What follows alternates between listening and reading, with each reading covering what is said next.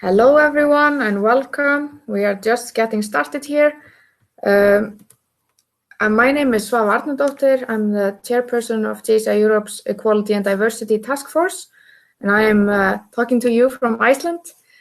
I would like to just shortly introduce to you the webinar and then give the floor to Purna. Before we start, please bear in mind that the webinar is being recorded, so other JSI members can also learn from this important topic. And we would like to ask you to introduce yourselves in the chat box here on the right. If you haven't used Click Meeting before, please write a short introduction on the right in the chat box, your name, what you work as, and maybe your role. Just a very brief introduction for Purna, please. And while that is ongoing, I'm gonna tell you a bit more. Today we have a wonderful speaker by the name of Purna Sen. She is a doctor from UN Women, and she will be covering the topic promoting institutional reform towards ending sexual harassment. And we invite you to comment and write questions in the chat box as we go along. And in the end, we will have more of a lively discussion between us all. Briefly about Purna. Dr. Purna Sen is UN Women's executive coordinator and spokesperson on addressing sexual harassment and other forms of discrimination since 2018. In her current role, she focuses on placing women's experiences at the heart of work on sexual harassment and brings survivor-focused approaches to the fore in order to coordinate UN Women's efforts towards decisive action on this pressing issue, which at its core tackles the gendered nature of power and the need to ensure justice and dignity for women at work. Purna has a long resume of impact and experience that speaks volumes. We are very proud of this collaboration between UN Women and JCI Europe and look forward to discussing this matter of institutional reform to end sexual harassment. Please welcome Dr. Purna Sen, and now I will mute myself. Thank you.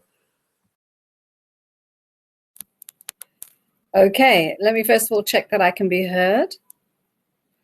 Maybe somebody can put a thumbs up in the chat box if that's okay. Yes, I hear. Svava, thank you for that introduction. Kind words indeed, and thank you for this opportunity to meet and engage with your network. And thanks to everybody who has joined online and sent information beforehand. If you are able just to share who you are and what you're doing, because the list of those who might attend might not be the same as those who do, it would be helpful for me. I'll try and bear it in mind as I speak.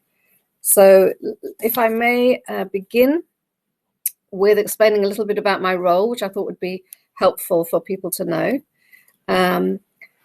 My role, as Svava said, I've been in this position since 2018. I was previously director of our policy division at UN Women. But in the light of the Metoo movement and in the light of Metoo reaching inside the UN, where cases were coming up and the UN was being asked to change its ways, UN Women's executive director decided that we too had to up our game, as it were, and be part of this big global process of change. So this role was created in March 2018, and it has three broad functions. Firstly, it is to coordinate within UN Women the work we're doing against sexual harassment. So we do that through an internal task force. Secondly, it's to lead on UN Women's engagement in UN system-wide work. So an example of that is that in 2018, there was a development of a new policy for the UN system as a whole. And I co-chaired the working group that produced that. There's other work going on across the system. We can talk about that later. But that's the second part of the work. And the third is your seminar today as an example. It's to engage beyond the UN with activists, practitioners, universities, academics, corporate sector, on ensuring that we are joined up in our work, that we're part of those bigger global discussions, and seek to set some guidelines on how that work might proceed. If you're not aware, UN Women is the entity within the UN which has a mandate to promote gender equality and women's empowerment. So this work on sexual harassment sits squarely within our mission, And it is our role to produce, to promote, to protect, to advance normative standards, so international agreements across the world, and to look at how practice can be improved in line with those. So I'll say a little bit more about them shortly. What I propose to do not this morning for you, this evening, is to run through really the broad framework in which we're addressing sexual harassment and why, a little bit of the history of how this topic has come to be, thank you, on the agenda in such a major way, share with you some data and a little bit of history about that, and then to look at how and why the changes that are happening in the world at the moment are so important, and then placing that within a discussion around institutional cultural change, which I know is the interest that most of you are bringing to this webinar today. I'd like also to acknowledge my colleagues, Celeste, who's in Spain, I believe, certainly in Europe, who is online and is facilitating, has shared the slides with you. My colleague here, Rosario, is with me, who's also working on this brief. If you have really burning and urgent questions you want to ask, please just, I don't know how we'll do it, but I'm happy to be interactive if we can facilitate it with the technology. Otherwise, what I propose, I'll talk for a little while, then I'll stop and see if we want to have a discussion, and then I'll carry on after that. If anybody can't hear or can't see, somehow send us a message and I'll get alerted. I'm probably going to be too busy talking for a little while. But I value the discussion between us, so I will try and make sure that I save plenty of time for that in the second half of this webinar. So I'd like to start by acknowledging sorry, I'm trying to move down with the slides. Okay. By acknowledging the history and leadership of women across the world in making sure that we're talking about sexual harassment in a way that we never have done before. The slide you have up at the moment, I hope everybody can see, is Tarana Burke, a photograph of her in, I think, a very powerful pose, where she has Me Too written on her hand. Tarana Burke is an activist and a leader in the US who started a Me Too movement in 2006, where she connected particularly with young Black and poor women who had been sexually violated and tried to make sure that there was support for them and that their journey from harm, which is where sexual violence had left them, towards healing was one that was supported and that was useful for them. So she used that term one time when she had heard about young women's experiences, and in an expression, a tiny little expression, two little words, she made a connection between her as an activist and the people who she was working with and for and to support. So that's where the expression comes from. It's much older than I think many of us think. But she, like many other women across the world, have been working on this and similar issues for a very, very long time. It's not that sexual harassment is new. It's ages old. What's new for us, most of us, is that the last 2 years, sexual harassment has really exploded on the public policy and practice agenda in a way that has never happened before.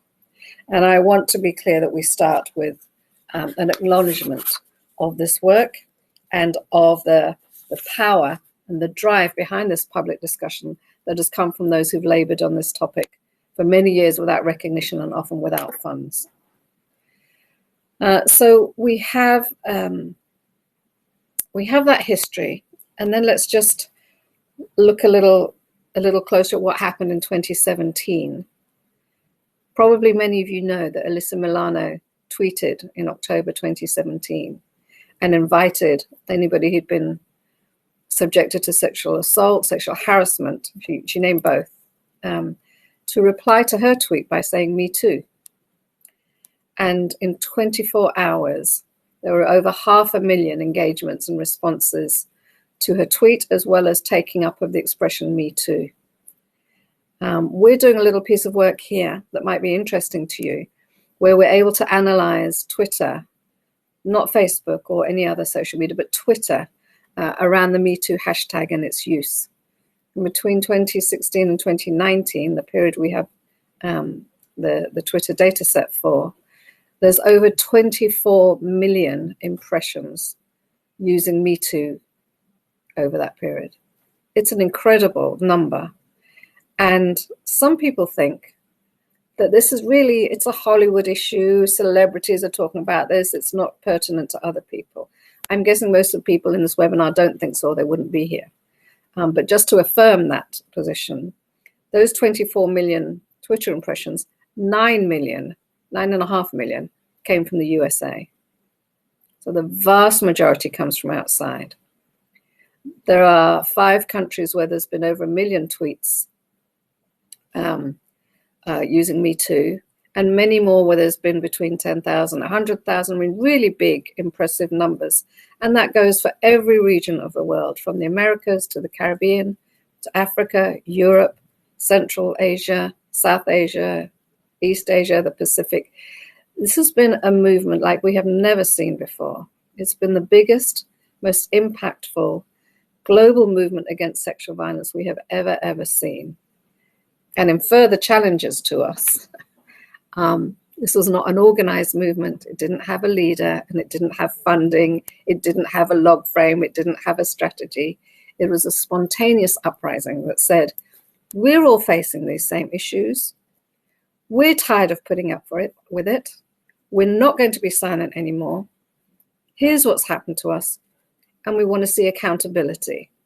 We won't settle for the established order that we have to live with this and our abusers get away with it. Because by and large, the story that came out from Me Too was that, and it was primarily, but not all women, there were men speaking up to, saying that sexual harassment, we've always been told we have to deal with it and live with it. It's a fact of life, and our abusers get away with it and nothing happens to them, but we're not putting up with this anymore.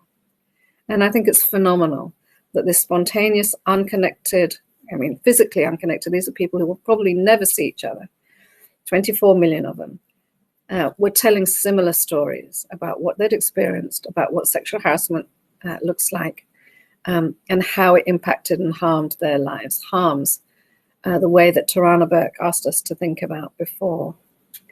What's also clear was that many people's rights, human rights, were being violated through their experiences of sexual harassment.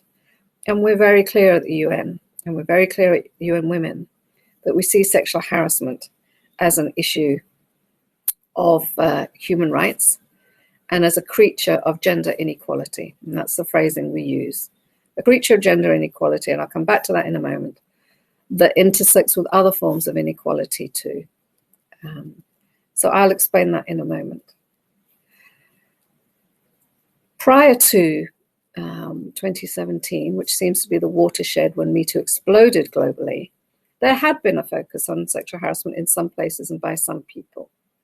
Some people had brought cases against their companies and their universities.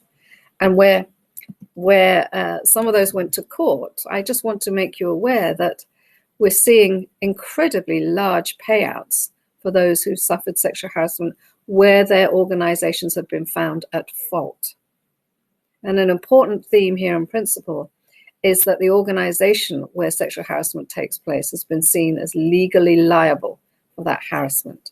It's not the person individually, although there can be, of course, individual criminal responsibility. But by and large, it's the organization that's seen as responsible for allowing sexual harassment to happen as part of their workplace. And you can see the size, I hope you can see the size of the settlements there. They are in millions and millions of dollars. I've taken these from mostly from US cases, but I also have added one headline and top line of a story, which is about how I think you can see, it's quite an extreme case, but you can see the normalization and the entitlement that's claimed by those who abuse, by perpetrators of abuse. In this particular instance, you can see there going around the office with his trousers off. This guy felt that this was perfectly acceptable behavior at work. And so you've got two different sort of trends going on. One where how very normal this was thought to be, and still is in many places. And yet organizations have been held to account in a way that really has affected their bottom line, where there has been legal protection and where cases have been brought. You can see in this next slide that there are many, many countries, and again, it's not just about the US or the West or the industrialized countries, many that have introduced or changed or updated their legal provisions around sexual harassment. And this is just a selection from the last 10 years. It draws on some work by the World Bank, the Women, Business and the Law research that they do, and we have added to that timeline with some more recent developments.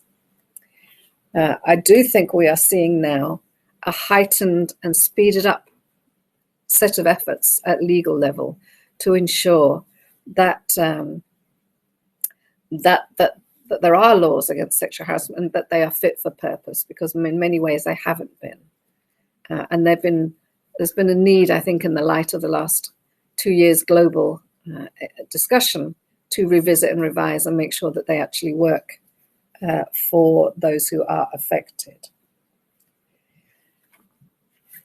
Just on that point about the global impact and engagement in Metoo, here are some of the hashtags that we have found on Twitter that are associated with Metoo. And what they tell us is a story about international connections, international relevance, the take-up across different languages that the Metoo movement has had. So anybody in this webinar who might think that this is not relevant where they are, or who thinks that this may not be globally pertinent, I hope you will quickly dispense with that notion. You'll see here hashtags that have been used in connection with Metoo in English, in Spanish, in French, in Turkey, in Korea, in China, where there was, because of the way that social media is surveilled, there was somebody who I know who developed this new hashtag rice bunny, because when you say the words rice and bunny, it sounds like me too in Mandarin. So all sorts of inventiveness in ways to connect with the global movement were seen during this phase. What I'd like to do now is just to explain what we mean by sexual harassment. There's a lot of contextual issues there for you. And then I think I'll just see if we might stop for any comments and questions very quickly. So we talk about sexual harassment at its core as unwelcome sexual conduct. Many people want to talk about a list of behaviors that are inappropriate. And certainly there are those. Pinching somebody's backside, grabbing somebody's breasts. This is not what is expected at work, nor is it what should be tolerated at work. But story after story after story, testimony after testimony, account after account, Twitter and elsewhere have shown this is the sort of thing that primarily women, but others too, have dealt with as the terms of engagement into the workplace and into the educational institution. I just want to say something about unwelcomeness. Unwelcomeness is the core concept in sexual harassment, because what it says is it's not just that some things are inappropriate or some are actually criminalized, but it's about saying that I did not want this. But it's not the same language that is used in most sexual violence criminal justice provisions. The concept that's most often used there is consent. And we don't use consent in sexual harassment for reasons of inequality. So let me just go back to the first bullet in this list, which is that we see and we know sexual harassment as a creature of gender inequality, which intersects with other inequalities, as I said to you before. Let me unpick that for you. What is very clear is that it tends to be people with greater gender status and sex inequality status with power that abuse and sexually harass those with lesser status and power. And that can be on two dimensions. One, within the organization. So it can be managers, supervisors abusing and harassing more junior positions. But it can also be an expression of structured inequality that exists outside. I just read some research recently which suggests, well, perhaps more than suggests, has some evidence of women in leadership roles perhaps being subjected to higher levels of sexual harassment than women in junior roles. So what we see there is that women who move into non-traditional roles, women who step outside the norms of what it means to be female, which is to be junior and subordinate, are actually subjected to harassment as a form of policing, as a form of control and exercise of power to make sure, we interpret it as a means to make sure that women actually know their place, even if they're in senior positions. But we also are very clear that it intersects with other forms of inequality, particularly issues around race, immigration status, disability, sexual orientation, and consistently in place after place, age. Younger women, younger people tend to report particularly high levels of sexual harassment and are made particularly vulnerable. There's nothing intrinsic about being young that is vulnerable. It's how people treat you. So when you're at the start of your career, at your profession, you're starting a new work life, you're often dependent on other people to support you, to give you jobs, to give you promotions. And if they're the ones who abuse, then you feel really, really uncertain, if not reluctant, to bring a complaint, to name what has happened to you, and to try and hold somebody accountable on whom you rely for your future career. So that age dimension is particularly important.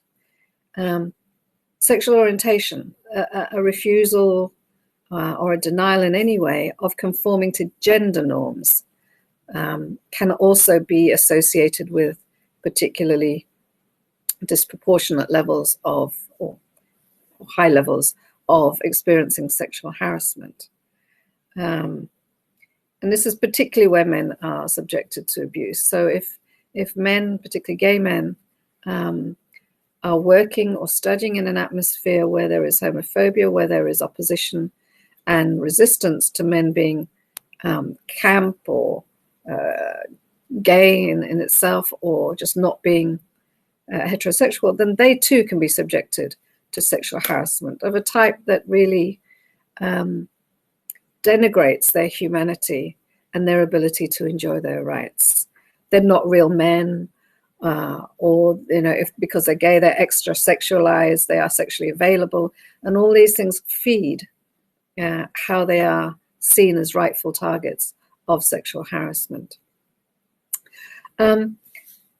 I've just seen that somebody in a pharmacy is on this, or a pharmacist is on this chat, and I would suggest, if you're interested, there's a whole load of literature around sexual harassment in STEM and in the science fields, and it's been part of what I was saying, is that story of connection between different areas, different languages, different places, different sectors too, that have come together and said, this is our problem too, and we have to deal with it. So there, what we talk about is sexual harassment as a creature of gender equality intersecting with other inequalities. And we talk about it, the language we've used here at UN Women is it follows the contours of inequality.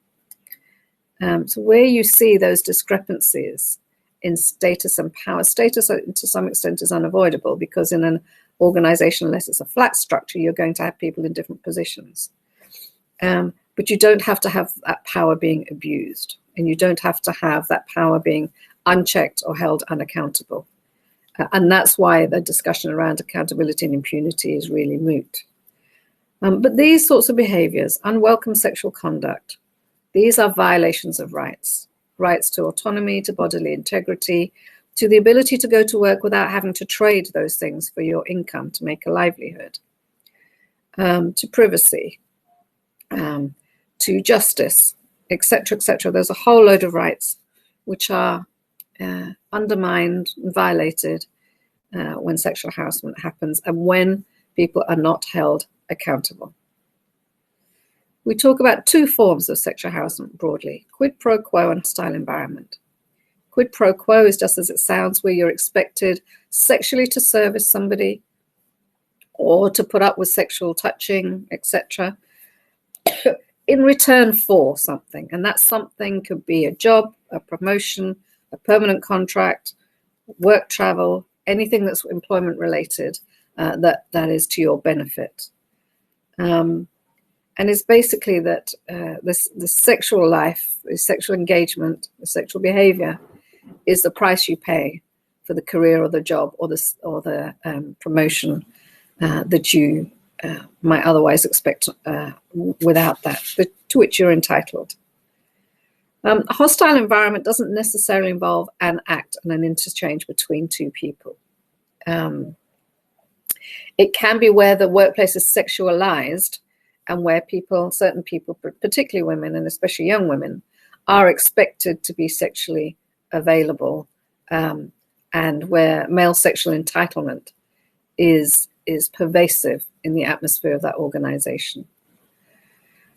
I just want to tie a couple of those different points together before moving to the last issue.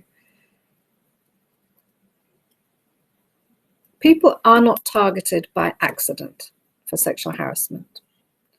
It's not that a predator or a perpetrator walks down a corridor at work or into a factory or into a lecture room and just happens always to touch the breast of somebody on the furthest right seat on the front row, or in a cubicle as they walk down a corridor in an office. They know who they're picking. They pick people who have less power, who are less likely to bring a case against them, to make a fuss, to challenge them. And so these are members of groups that are being abused. You're picking somebody because they're a woman, because they're gay, because they're disabled, because they're a lesbian, because they don't have insecure immigration status and don't want to raise their heads and make a noise, for many reasons. And so this is about structured inequality. It is about inequality between men and women, between people with disabilities and those who don't have disabilities, those who are racial minorities and not. These are forms of discrimination and forms of discrimination that are unlawful in international standards, and the forms of discrimination that have been promised to be ended in all sorts of international provisions. If you're not aware, I won't go through them in detail here, but we can point you to our publications where we have explained this. But the point I'm making is ending sexual harassment is about dealing with discrimination and inequality that are already legally unlawful, or illegal, not legally unlawful. And so there are obligations on states and on non-state actors to end these forms of inequality and discrimination. Sexual harassment is a form of inequality and discrimination that is unlawful in international standards, if not in the law of every country. And because sexual harassment actually runs a whole range of behaviors, from looks to words to touching to assault, sexual assault, not all of those behaviors will be captured in legal provisions. So they're not all criminal, but there are forms of sexual harassment. So there's this area where some sexual harassment is prohibited behavior at work, but not always criminal, but it can run through to sexual assault and rape, where it is necessarily involving criminal acts. Now, the last point on this slide is about how, yes, for sure, individuals have to change how they behave, how they expect to be enjoy impunity, not be held to account, expect their friends and senior management to look after them. So yeah, of course, that privilege comes with the job. Don't worry about it. Yes, that has to change. And yes, there have to be policies that say we don't accept this. It's not tolerated in this workplace or education institution. And procedures for making reports and holding people accountable that actually work. But more than that, there has to be a cultural shift which addresses how we think and believe things should be in our environments. And that's what we're talking about as collective ownership of change. It's about what values the organization holds, what sort of organization it wants to be. And in our work, what we believe is that it's best that the whole organization does that together, setting out how they want to be, what values they want to operate in their organization, and think about then what it is in their organization that allows either sexual harassment to happen or for sexual harassment not to be properly addressed when it does happen. There are also issues around collective ownership that have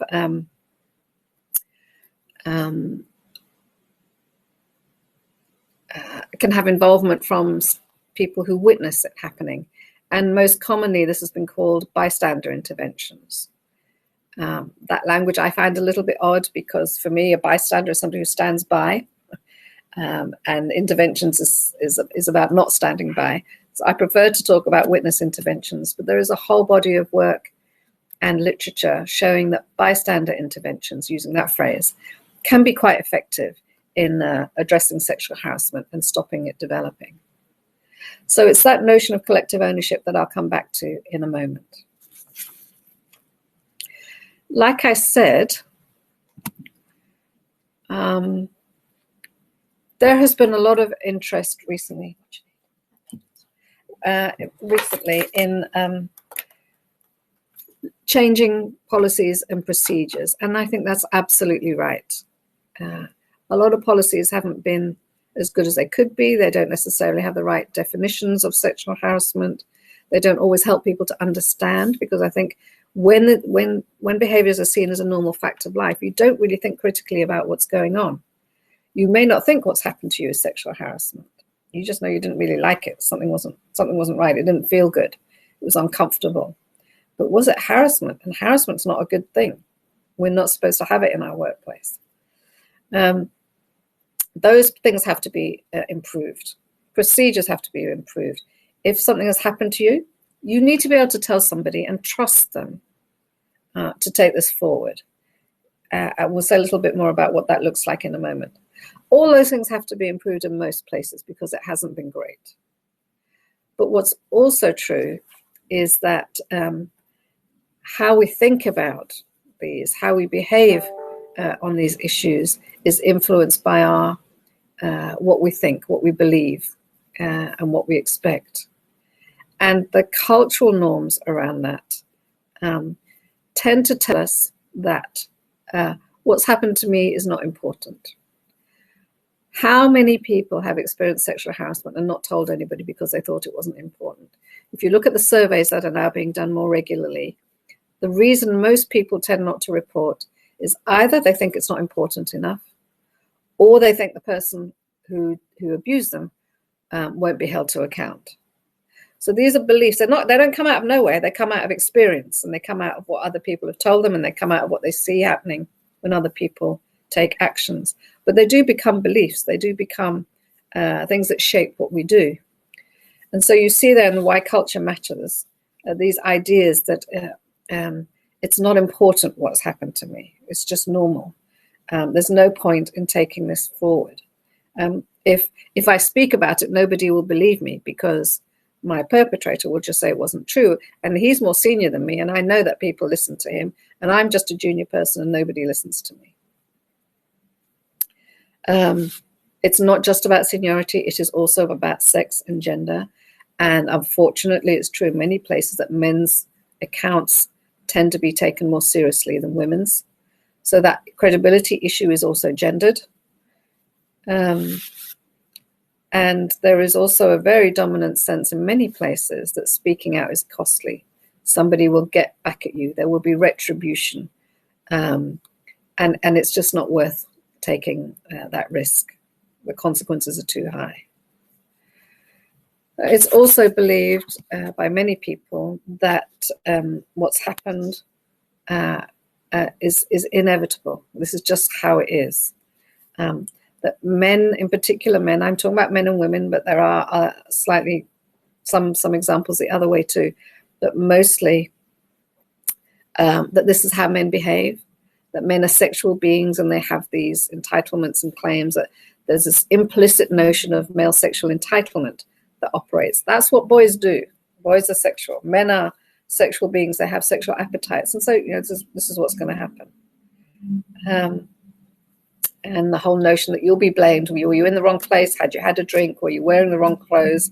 Why were you alone with him in the office at night or in the lecture theatre after everybody has gone? You were asking for it. Those whole notions of victim blaming are also very costly for people. And there is a sense that if you do make a report, your institution or university or a workplace is simply not going to believe you. And if they do take your report forward, why would they side with you?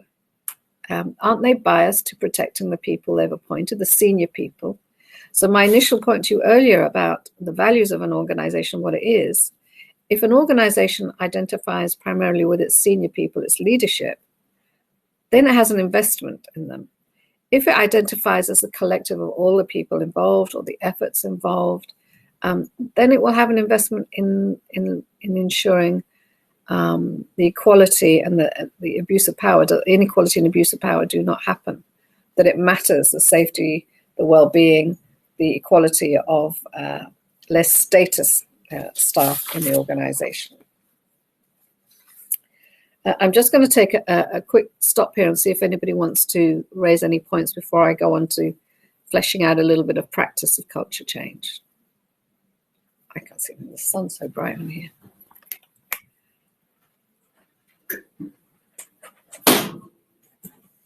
I see somebody's written, you don't want to make a fuss by telling exactly, you will be considered difficult. Exactly. This is what, this is what, people make a judgment call. They think, am I going to tell what's happened to me? Because nobody's going to back me up. This label's going to be attached to me. Like you say, I'm a troublemaker. I'm difficult. And that's going to stop me doing my job properly. It's going to stop my prospects for promotion and career development. And it also means that I will just be seen as an unwanted colleague by my peers. This is really major impediment to people being able to talk about what's happening to them. Sometimes the discussion is that the offender didn't mean to offend and that we should consider their intentions more than their actions. Sometimes it's masked as a compliment. Right. So this is really good. Thank you for these comments. Let me go to the first one there about the offender didn't mean to offend. The language I used with you was quite specific. I have not used the word offense, and I think that's really problematic. There is no right not to be offended. There is a right to have integrity in your body. There is a perfectly legitimate claim to control your sexual engagements. And that's why we talk about the notion of unwelcomeness, not offense, not humiliation, because those are all open to all sorts of interpretations that can reside in people other than the person being targeted. So yes, people say, oh, I didn't mean to offend. But if you just touch my backside and I think that was not okay, then it's my call. It's not yours whether you intended to offend or not. It's my call in saying to you, that was not wanted. And the reason we say that the unwelcomeness issue is pertinent is because another defense that people put up is, well, I was just flirting. You can't ban all sexual relationships at work. And that's true. This is not a ban on sexual relationships. You cannot control it. You cannot stop people having relationships. You cannot stop people falling in love and getting married. A lot of people meet their partners at work.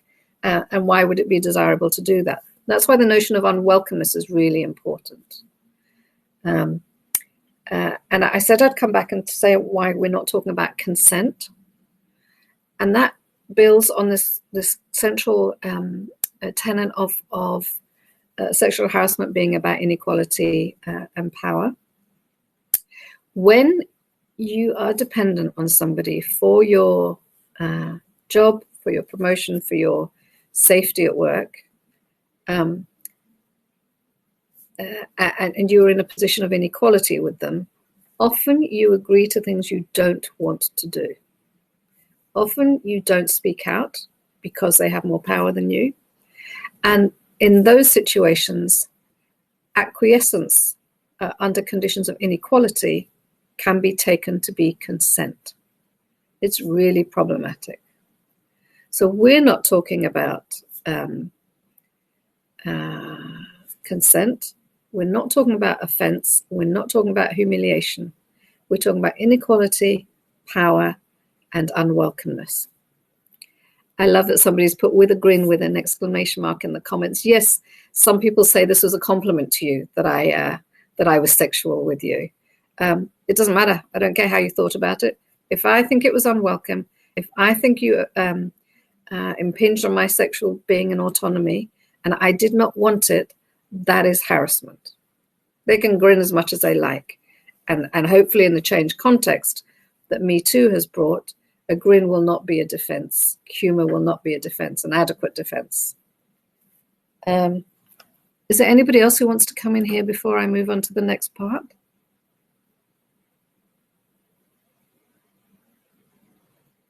Okay. So what I'm going to do next is I'm going to run through, just a minute. I'm going to run through, I hope everybody can see here, what we've got in this publication, which you can get soft copies of. They're on the website, and we can share the link. I don't know if we have yet. What we focused in that publication is what it would take to bring the culture change that would address some of the issues we've talked about, hopefully the majority of the issues we've talked about today. That publication is online. We are just getting translations into Spanish and French that should be available hopefully in the next month or so. And I am with some pride going to show you that we have also done translations into Braille of those two publications. The first one sets out in much more detail the initial framework I was telling you about creature gender inequality. It's an aspect of violence. It's about power. And the second publication is about how do you change the culture, going beyond the policies and procedures. And that's what I'd like to spend the next, how long have I got? The next, 10 minutes, it's taken a little while, 10 minutes running through with you. And please feel free to keep sending comments through. They're very, very helpful. So next, what I would like to point out to you is that we are suggesting there are 6 elements to making cultural change in an institution that really must be taken seriously. And in this publication, the 6 actions that are here, and you can look these up afterwards, I'll just tell you what they are.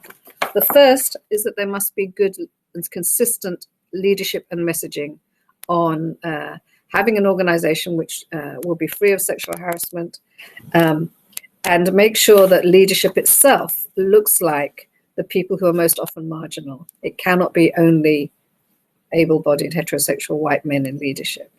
And that picture of the organization should be, the broader picture of the organization's profile should be reflected in its leadership, as well as the message of intolerance and change. Secondly, there are two terms that I find are used all the time in discussion, especially when an organization is challenged and is told you have sexual harassment going on, or when somebody reports a case. And those 2 terms are, we have zero tolerance, and we put victims first in our work. So the steps 2 and 3 here, these are not sequential, they're just elements of a pattern of change, is to understand what zero tolerance means, to be clear about it, and to make it happen. Likewise, with victim-centered approaches, think about what it means and make it real. Let's go beyond the slogans, the words, and look at what they mean in practice. So those are 3 things. The 4th element is to look at training. Almost all organizations do training on sexual harassment, against sexual harassment. But like I said, sexual harassment isn't new. We're talking about it in a different way. And work on sexual harassment has been going on for at least 30 years, including training.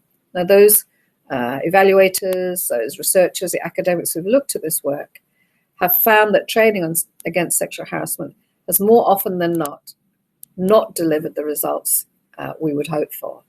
And in some cases has actually been counterproductive and encouraged resistance against the training and against the changes being sought. The next element is, and if we have time, we can talk more about why and what would be better. The fifth element is the collective ownership issue that I talked to you about earlier. And lastly is organizational transparency, through which, at the moment in many organizations, if you go and tell somebody, your boss or your human resources or whatever colleagues, you make your report and then you don't know what happens. It disappears into what we call a black hole. And what should happen instead is that there should be organizational transparency on what it's doing. So X number of cases have been reported. They led to these outcomes. This is what's happened for the victim perpetrator. And so you build information and understanding about what's going on. And you also keep in touch with the victim or survivor who's made a report so they know what's happening to their case. So what I'm going to do in the next few minutes is just run through a couple of those elements with you. First of all, those two terms that are used most often. Zero tolerance. So we say, we've all got zero tolerance, apparently. All institutions have zero tolerance. But what does it mean? In the context of violence, a lot of sexual harassment is violence. Zero tolerance, again, was a campaign that was built by women activists to prompt discussions and to increase public awareness of violence, its prevalence, what it looks like, who it affects, and so on, to build a climate where nobody tolerates it. So in its core, what I would say and what we've put in the publication is that at the heart of zero tolerance is the commitment and the absolute certainty for everybody to know that if there is awareness of sexual harassment, the organization will never do nothing. Secondly, the organization will always support those who report, and it will sanction perpetrators. And it will, thirdly, proactively, consistently ensure that a commitment to and progress towards addressing inequality and discrimination on the grounds of gender, of race, disability, sexual orientation, age, and more are addressed within the organization. The organization has an obligation to do these things because, well, of course, there's legal obligations. You could say there's ethical obligations. But just remember that the seniority that somebody has, the position from which they abuse somebody else, is a position that's been given by the organization. So perpetrators of sexual harassment tend to be using the power that the organization has given them to abuse others in the organization. The organization should have a commitment to rooting that out. Zero tolerance means you have to do that. Secondly, what does it mean to put victims first? So many places talk about victims coming first, or victim-centered work, or victim-centered approaches. Well, let's flesh out what that looked like. And what we've done in the publications is set out some core elements and guidelines of what victim-focused work looks like. And at its heart, it means that the victim's wishes, their safety, and their well-being are the priority, and that the victim and survivor himself or herself must be part of deciding what happens and of shaping any actions that are taken in their name. That's quite a challenge. Let's just think about that, because what it means is that, say somebody tells you what's happened and they say, I don't want to do anything, or I want to think about it. Excuse me, but your colleagues or HR or your lawyers say, no, we have a legal obligation. We're going to act right now, no matter what the victim says. And that's not an easy tension to manage. It's really not. Because I do agree, and you saw my definition of zero tolerance, that the organization will never do nothing when it knows about sexual harassment. But on victim-centered approaches, you will take your lead from the victim. And if they say, no, not yet, or no, not now, that ought to be respected. And it is the challenge of the organization to find another way to deal with a perpetrator that is not trampling over the wishes of the victim. And there has to be a conversation about how that's going to happen. It might be different in different contexts. What happens in a hairdresser might not be the same as what happens on an oil rig or in a university or in a gold mine. So those conversations have to be local about shaping out what this looks like. No matter, there are certain elements that we think are core and essential. First of all, the experience of sexual harassment is an experience of somebody else taking control of you in your engagements, because it's unwelcome, remember. Somebody else made a decision. It's not what you wanted. Victim-centered approaches must give back control. It means that the victim has to say, the survivor has to say, this is what I want to do, and this is when I want to do it. It doesn't mean you don't give them advice and say reporting would be a good idea, but it has to be their call. Make sure that issues of privacy and confidentiality are clear.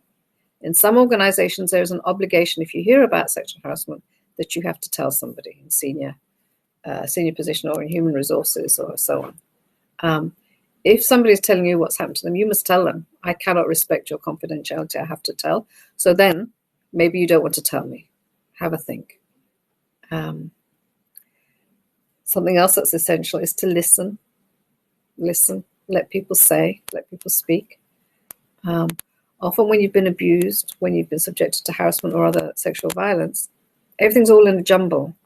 And your story might not come out clearly. It may be very muddled and you can't quite put it together in your head.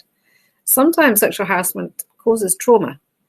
Remember, it goes all the way through to sexual assault and rape. But it doesn't have to be that extreme end of the continuum to be harmful or damaging or traumatic. It can be, if your boss is looking at your breasts in every meeting, every day, that can be very wearing. It can really unsettle. It can do all sorts of damage to your ability to work. And so when somebody approaches you as a victim or a survivor, you really should give them space to tell their story and not hold them to account saying, well, that's not what you said in the last sentence. Sometimes it takes time to put the pieces together in a way that makes sense, because even in your head, it doesn't always make sense. Any processes that involve reporting, investigation, or any follow-up must keep the victim survivor informed throughout. Again and again, we find that reports are made and then you don't know what's happened. You don't know when the perpetrator or alleged perpetrator is going to be told.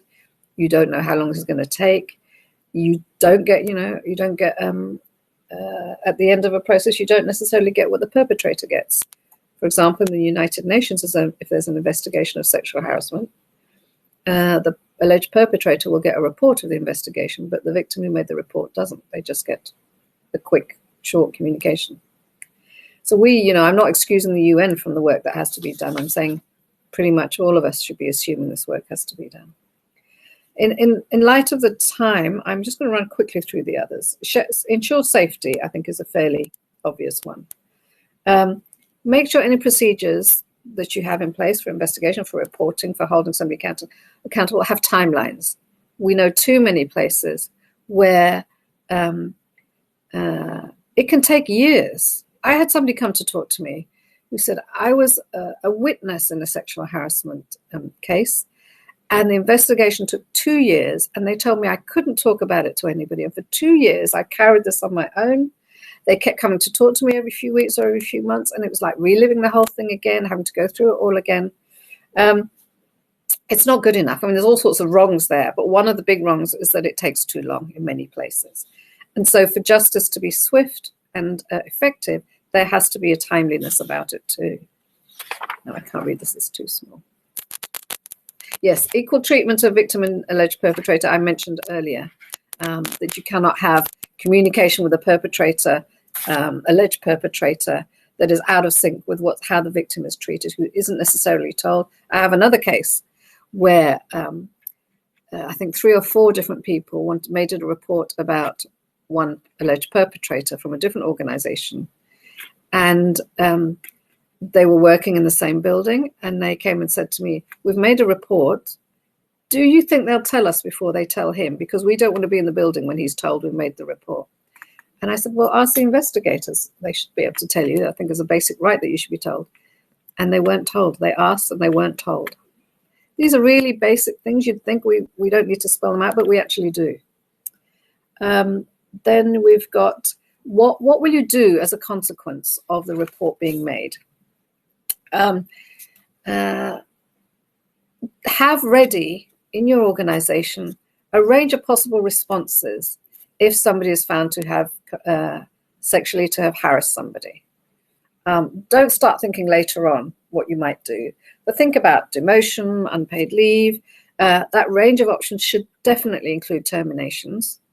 It doesn't always have to be terminations. There may be other ways in which an appropriate could be a response. And the legal principle of proportionality should also somehow enter that discussion. The last point on this list is a point that is about not importing criminal justice standards into administrative proceedings. Let me explain that.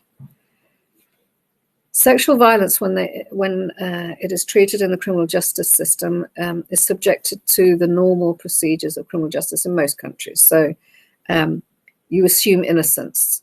And it's quite right, you should assume innocence until guilt is proven, because of potential sanctions as a result of finding guilt include incarceration, and in some countries, death, execution, where there is a death penalty.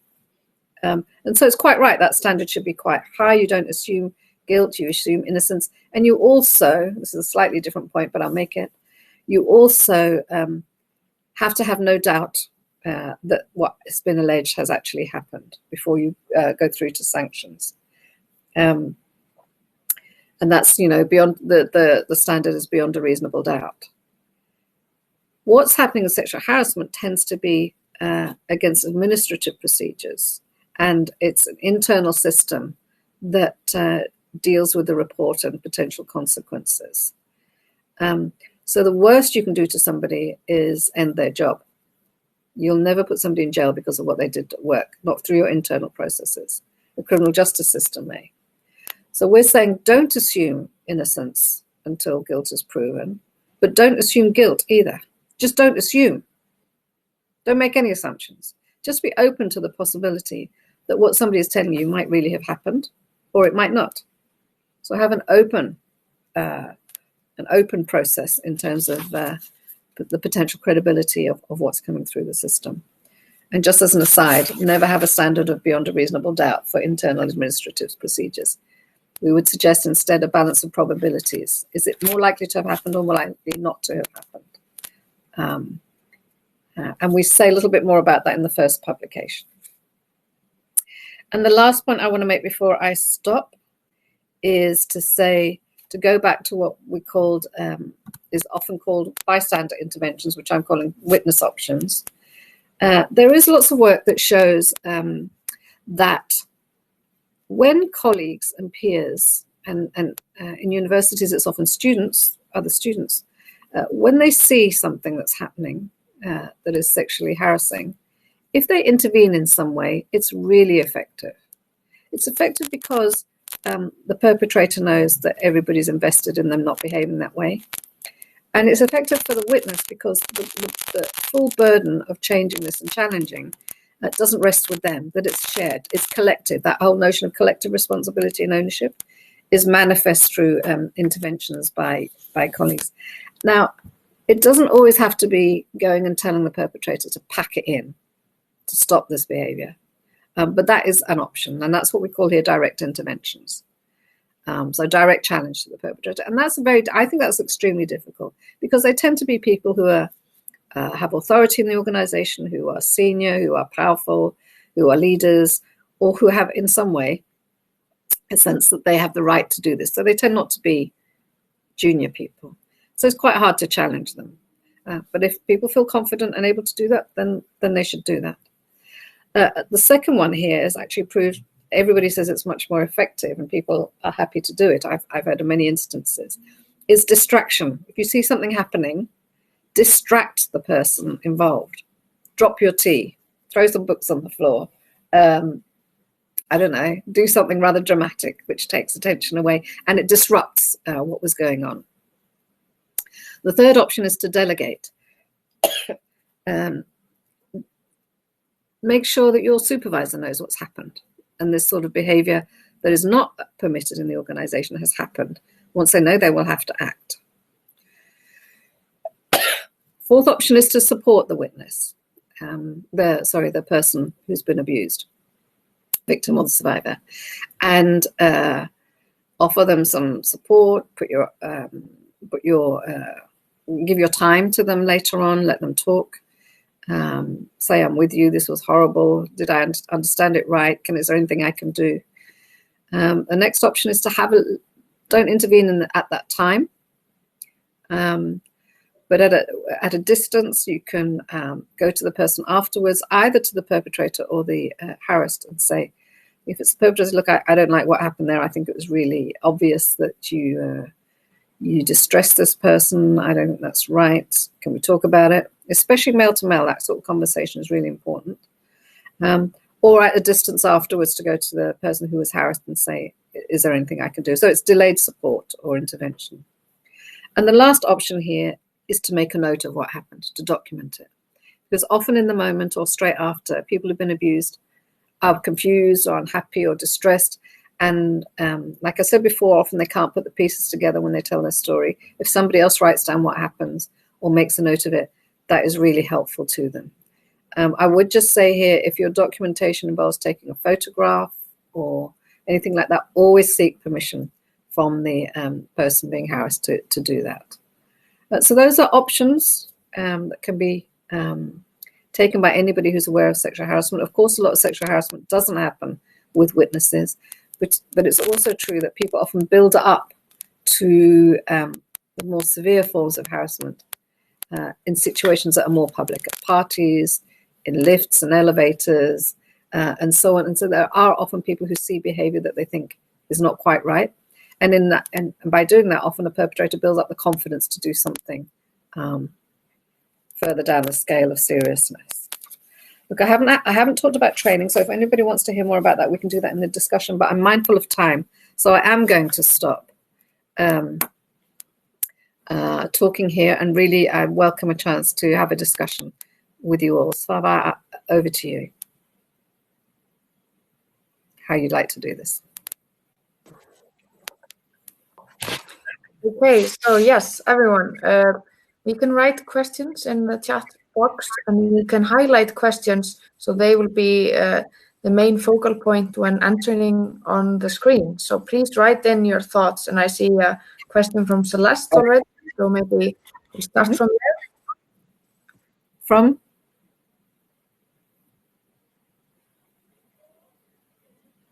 I'm sorry, Svava, is that the question? Yeah.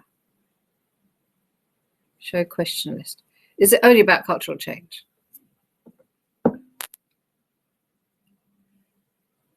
Women often do not speak out because they feel shame for allowing or not having been able to stop harassment. Yes, correct. Does this feeling arise only because of external? This is clever. Clever systems, Svava. Does this happen only because of external factors such as victim blaming, or does it have older roots and the stigma associated with violation? How can this change as older? All right, so really great questions. Thank you. Yes, you're absolutely right, because women are often blamed. I don't know who's following the Weinstein trial, but you saw the interview perhaps with his defense lawyer, who at the end of an interview by a journalist was asked if she had ever experienced sexual harassment herself. And her answer was, no, of course not. I would never put myself in that position. And that's expressing a very widely held perception that it is actually victims and survivors of abuse who have somehow contributed to or actually made it possible for sexual harassment to happen. And there is this, we talk about rape culture with good reason. Part of rape culture is about victim blaming. And those same sorts of cultural tropes, norms, and stereotypes infect the discussion about sexual harassment too. So yes, women do internalize this. They're taught it from a very early age that they are responsible for behavior done to them, especially around sexual matters. They're too attractive, or they showed too much skin, or they were in the wrong place at the wrong time. So somehow they are responsible for the abuse done to them, which is completely, obviously, rather unacceptable and wrong, and in so many ways. But victim blaming is actually both of what you're talking about. It's both an external factor, but it's a factor that teaches us how to think and understand what happens in the world around us. And so it's an interrelationship between what you've put in the question there. It's what's going on in the world around, how it's talked about, but how that shapes how you understand your place in the world and the events that happen around you. How can this change? Well, the bigger project is a cultural change which is much broader. And of course, our institutions reflect and contribute to those bigger patterns. But institutions are spaces where we can shape what's happening. It's much harder to say change the culture at large than it is to say in our institution, our organization, we're not going to put up with this, we're going to do it differently. And those are the sorts of things I'm talking about in terms of institutional change. And no, it's not only cultural change, it is, as I mentioned before, about policies and procedures. It is about understanding sexual harassment as inequality and an expression of power, and not about somebody misbehaving or being in the wrong place. So those things do have to change, absolutely. But the context in which they sit is the cultural climate. And that really has to change. Because if you still have values that say, well, that's how men behave, or this is what women should put up with, it's just life. Those are cultural issues. They are not about policy and procedure. They can be reflected in the way policy and procedure is shaped, but they are distinct from and related to those. How many countries have not yet implemented the sexual harassment laws and policies? Oh, I don't have that number for you. But there's quite a few. What is the organization's efforts in ensuring those countries implement them, and what are the challenges you are facing from them? So you mean, I guess you're asking how UN Women is influencing this. So we have different things going on. We have work around legal laws and discriminatory laws, and we would see the absence of the recognition of sexual harassment as discrimination and efforts to address those as being discriminatory in itself, and states failing in their obligation to end discrimination. If you're not familiar, there is an international law that you should know about. It's called CEDAW, and it's got a rather long name. Excuse me, I'm going to say it in full. It's the Convention for the Elimination of All Forms of Discrimination Against Women.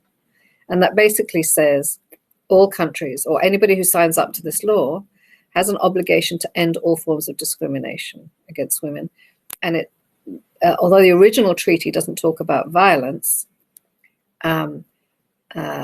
the committee that looks after this law and monitors its implementation has issued statements. I'll spare you the jargon, but has issued statements that say violence, including sexual harassment, are a form of discrimination because they either target women because they're women or they disproportionately affect women. So all states, and I think it's 168 states that have signed up to CEDAW, so they all have an obligation to deliver this legal provision, this legal treaty. So we are constantly working with them to do that. We support mechanisms which monitor implementation. This year is, if you're not aware, the 25th anniversary of the Women's Conference that was held in Beijing in 1995. 20th, did I say? 25th anniversary. And as part of that, for example, states have to report on what they've done to implement the provisions of that agreement, which are very much in line with CEDAW. So those things are happening. And through my work, we talk specifically to member states about their obligations on sexual harassment. We support the work that they're doing. They've just had a big discussion the year before, to introduce at the highest level of the United Nations, at the General Assembly, they passed a resolution on enhancing or speeding up efforts to end violence against women, including and focusing specifically on sexual harassment.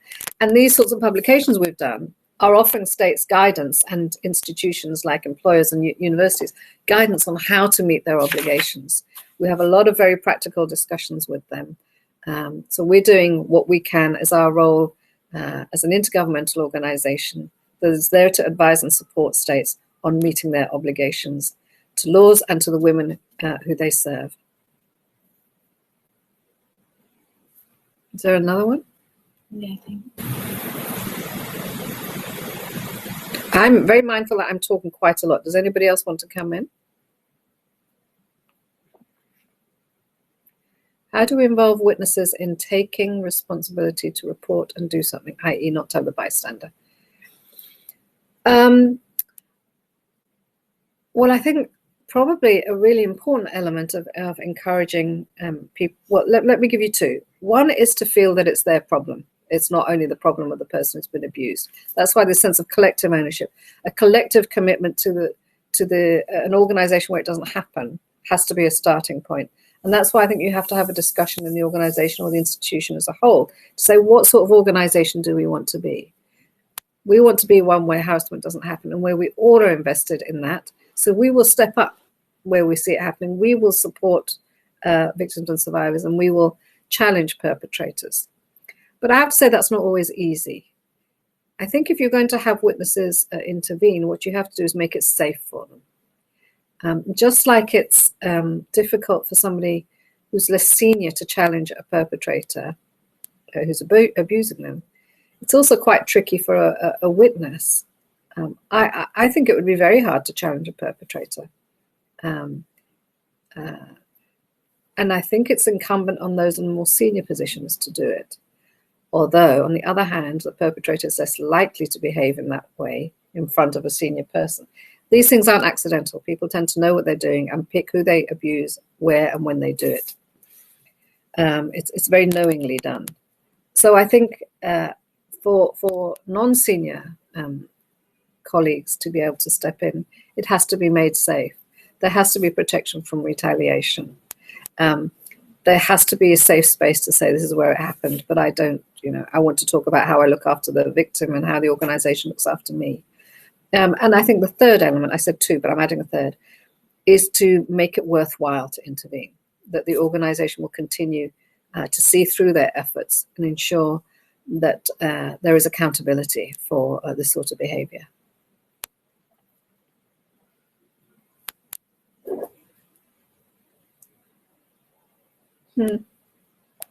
Well, I think, so the question is, in light of this work, how can local JCI organizations be involved?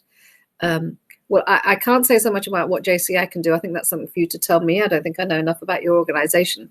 But I do think the project of ending sexual harassment is one that is of the moment. It has risen up the global agenda in ways it's never done before.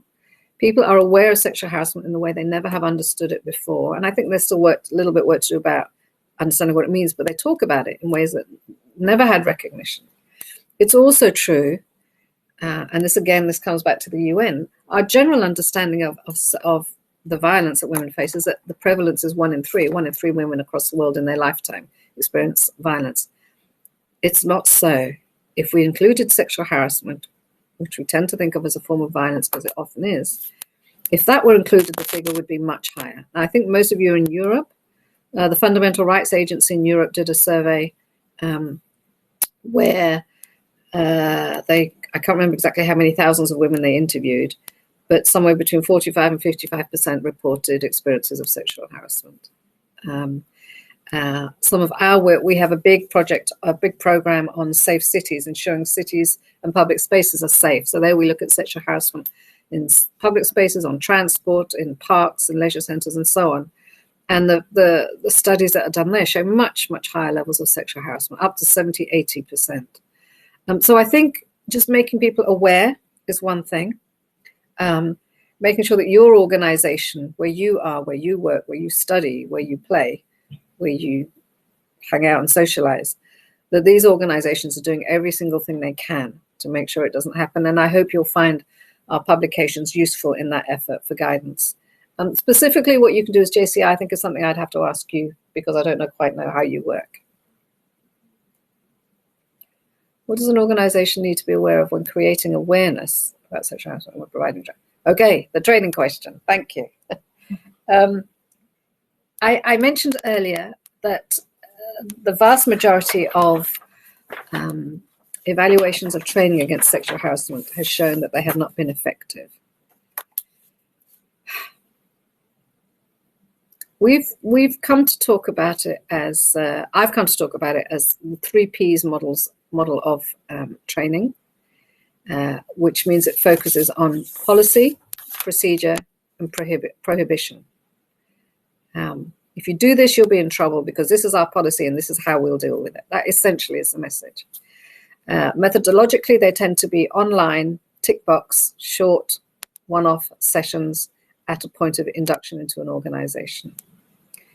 Now, from where we've discussed today, if you understand sexual harassment as a problem of power dynamics and of cultural norms, you're not going to get change from a half an hour or an hour tick box training, which you could do while you're watching TV or doing the ironing and just turn up every now and then and do a tick.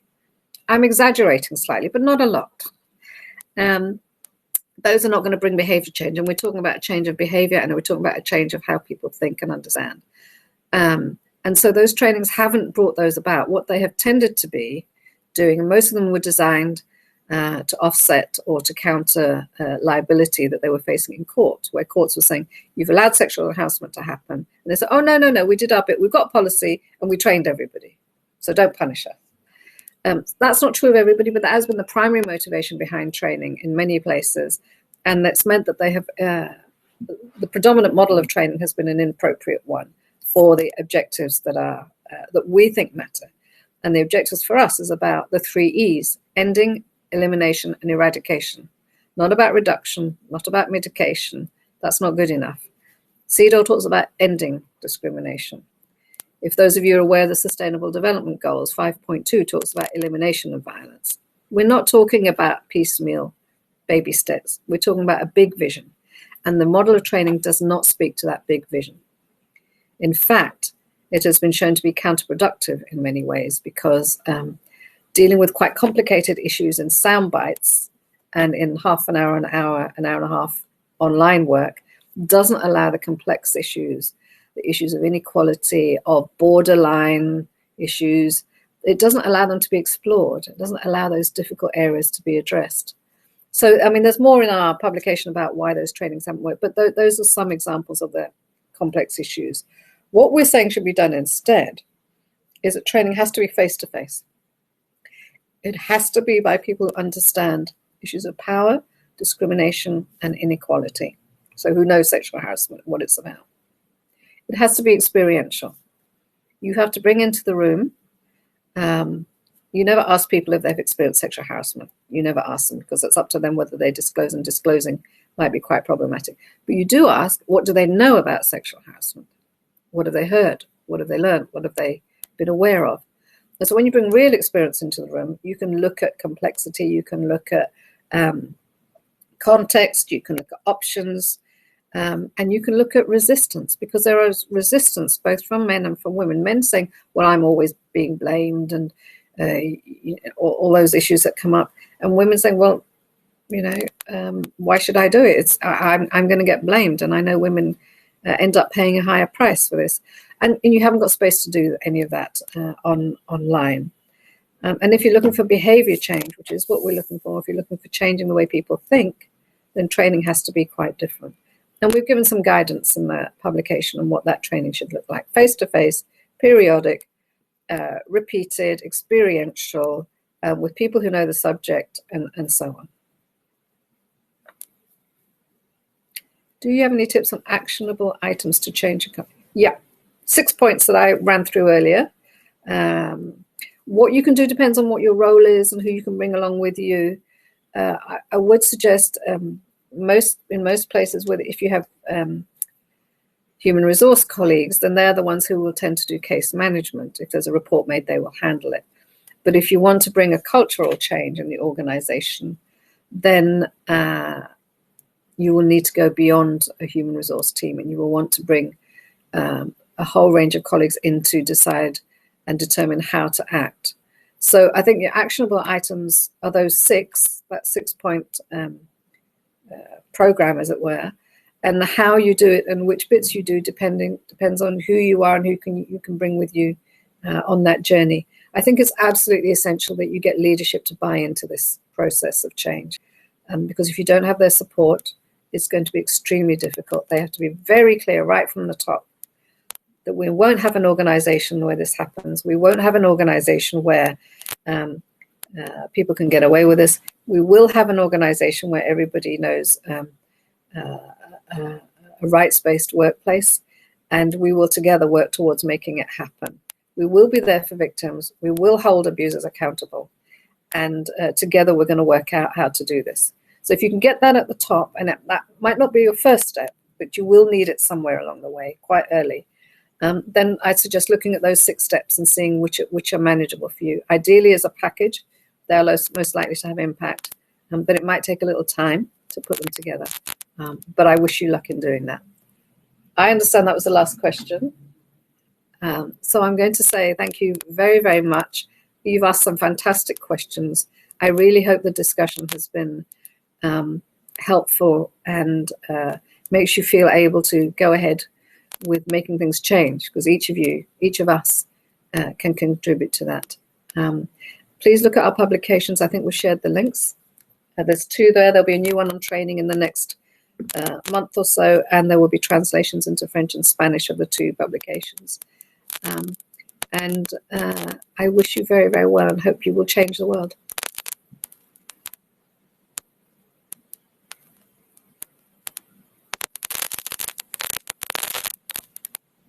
Barbara, are you going to close?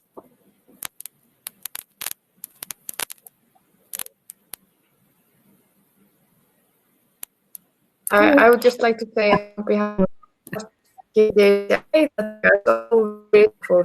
It was very enlightening. I want to share for sure. Sorry, Barbara, I didn't get any of that. Oh, okay. I just said thank you so much. This was such an enlightening talk, and it was very helpful to get some good pointers for us to further work on, both for our organization and where we work and in our communities.